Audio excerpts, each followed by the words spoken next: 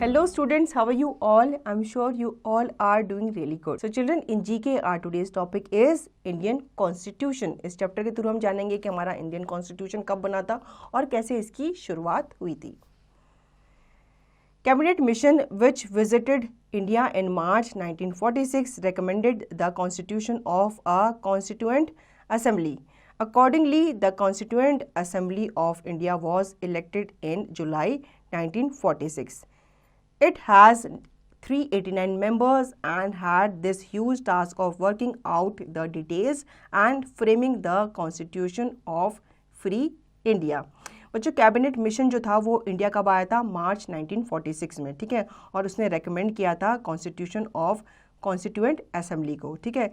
Constituent assembly के according India को elect किया जाता किसमें? जुलाई 1946 में, ठीक है. और इसके 389 मेंबर्स थे जिनके कंधों पे ये भार दिया गया था कि उनको क्या करना है, एक फ्रेम बनाना है किसका? हमारे कॉन्स्टिट्यूशन ऑफ फ्री इंडिया का. Take up the following quiz to know more about the Indian constitution. अब यहाँ पे आपको एक क्विज दिया गया है, ठीक है, ताकि आप इंडियन कॉन्स्टिट्यूशन के बारे में अच्छे से जान सको. Take the correct answer. First, which of the following is the nominal head of the union executive? Option A, the prime minister. Option B, president. Option C, the vice president. बच्चों, यहाँ पे पूछा गया है कि इनमें से कौन सा एक नॉमिनल हेड माना जाता है यूनियन एग्जीक्यूटिव का. तो इसका करेक्ट आंसर है option B, the president. Second, into how many parts is the Indian constitution divided? Option A 10, option B 12 और ऑप्शन सी 18. यहाँ पे पूछा गया है कि कितने पार्ट्स में हमारा इंडियन कॉन्स्टिट्यूशन जो है वो डिवाइडेड है. तो इसका करेक्ट आंसर है option B 12.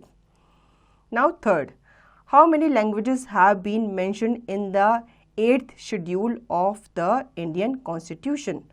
Option A 12, option B 15, option C 22. यहाँ पे पूछा गया है कि कितनी लैंग्वेजेस को मेंशन किया गया है in 8th schedule of Indian constitution. तो इसका करेक्ट आंसर है option C 22 languages. Fourth, how many schedules are there in the Indian constitution? Option A 5, option B 12 and option C 18. मुझे यहाँ पे पूछा गया है कि कितने शेड्यूल्स को इंक्लूड किया गया है इंडियन कॉन्स्टिट्यूशन में. तो इसका करेक्ट आंसर है option A 5. In which part of Indian Constitution do we find the fundamental rights of citizens?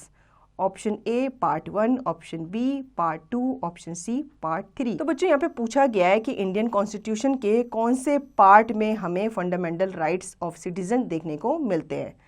तो इसका करेक्ट आंसर है option C, part 3. 6. Who was the first president of the Constituent Assembly? Option A doctor B R Ambedkar, option B doctor Rajendra Prasad और option C doctor S Sinha. मुझे यहाँ पे पूछा गया है कि इनमें से कौन से कॉन्टिन्यूएंट असेंबली के फर्स्ट प्रेसिडेंट थे. तो इसका करेक्ट आंसर है option C doctor S Sinha. 7. Part 4 of the Indian constitution contain the dash? A directive principles, B fundamental duties, C union legislature. यहाँ पे बच्चों पूछा गया है कि पार्ट 4 में इंडियन कॉन्स्टिट्यूशन के क्या चीज़ आती है इनमें से. तो इसका करेक्ट आंसर है option A directive principles. 8. Who is responsible for carrying out the election for legislative seats in India? Option A the parliament, option B the president, option C the election commission. मुझे यहाँ पे पूछा गया है कि इनमें से कौन सी बॉडी जो है वो रिस्पॉन्सिबल है किसके लिए? इलेक्शन के लिए, for legislative seats in India. तो इसका करेक्ट आंसर है option C the election commission. 9th, who was the full time president of the constituent assembly? Option A doctor B R Ambedkar, option B doctor Rajendra Prasad, option C doctor S Sinha.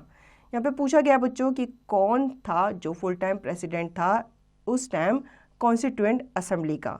तो इसका correct answer है option B doctor Rajendra Prasad. 10th, who was the chairman of the drafting committee of the Constitution? Option A doctor B R Ambedkar, option B Pandit Jawaharlal Nehru, option C Tej Bahadur Sapru. तो बच्चों, यहाँ पे पूछा गया है कि ड्राफ्टिंग कमेटी का उस टाइम पे कौन चेयरमैन हुआ करता था?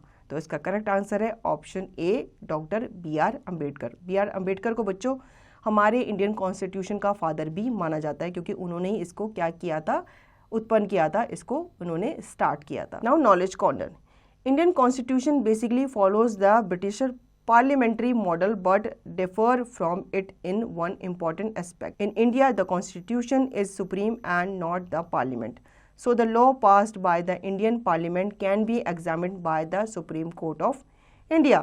बच्चों यहाँ पे बताया गया है कि इंडियन कॉन्स्टिट्यूशन जो था वो फॉलो करता था ब्रिटिश पार्लियामेंट्री मॉडल को, लेकिन ये उससे थोड़ा बहुत क्या था, डिफरेंट भी था। ठीक है, इंडिया में जो कॉन्स्टिट्यूशन है उसे सुप्रीम माना जाता था, ना कि पार्लियामेंट को। इसलिए पार्लियामेंट कोई भी डिसीजन लेती थी तो उसे क्या किया जाता था, एग्जामिन किया जाता था सुप्रीम कोर्ट ऑफ इंडिया के द्वारा। तो बच्चों आई होप आपको ये चैप्टर अच्छे से समझ में आ गया होगा और इसने आपको काफ़ी नॉलेज भी दी होगी। अब इसका रिवीजन और इसकी प्रैक्टिस आप खुद से करेंगे।